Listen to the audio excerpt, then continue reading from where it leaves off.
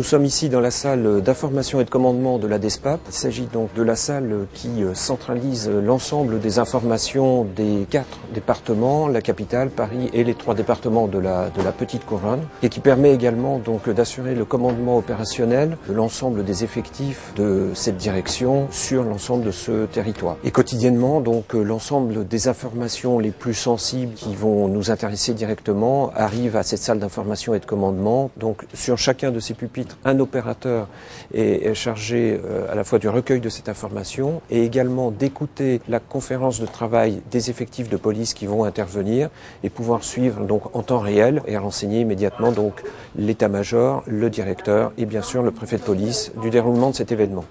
Donc l'ensemble des informations qui sont communiquées à cette salle font l'objet d'un traitement, soit par des appels téléphoniques immédiats aux différentes autorités qui ont besoin immédiatement de connaître donc la teneur, le contenu de cette information, soit ces informations sont traitées sous la forme de flash ou de notes de synthèse qui sont donc réalisées par un pôle d'information judiciaire, c'est-à-dire un ensemble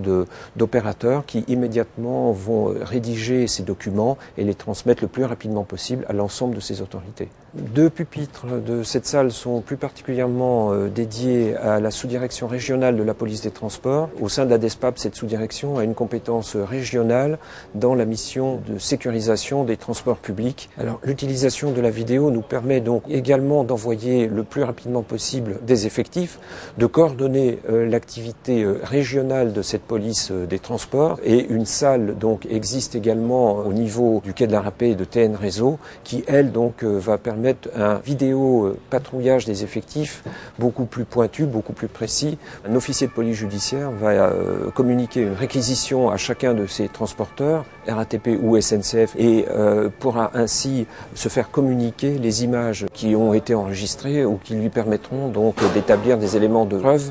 dans le cadre de cette enquête. Appel général de TNZ 750 à tout poste fixe et mobile, vous prenez note, ainsi qu'aux partenaires de la coordination régionale. Donc Monsieur le Préfet a souhaité la mise en place de 1300 caméras sur l'ensemble de la capitale, avec donc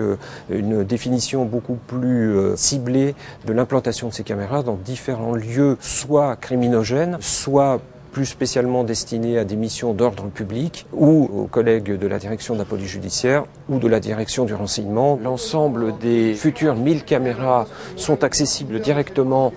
sur chacun de ces pupitres, ce qui permet bien évidemment immédiatement aux chefs de salle ou aux opérateurs de la salle de pouvoir consulter ces images dans le cas de survenance d'événements particuliers, de suivi d'opérations de sécurisation ou d'une infraction particulière qui vient de se commettre donc sur le territoire de la capitale. Et puis également donc les opérateurs donc qui sont affectés à chacun de ces pupitres sont chargés quotidiennement d'assurer le suivi du bon fonctionnement de l'ensemble de ces caméras vidéo, de signaler toute panne bien évidemment, et donc d'avoir une vue d'ensemble sur la capitale.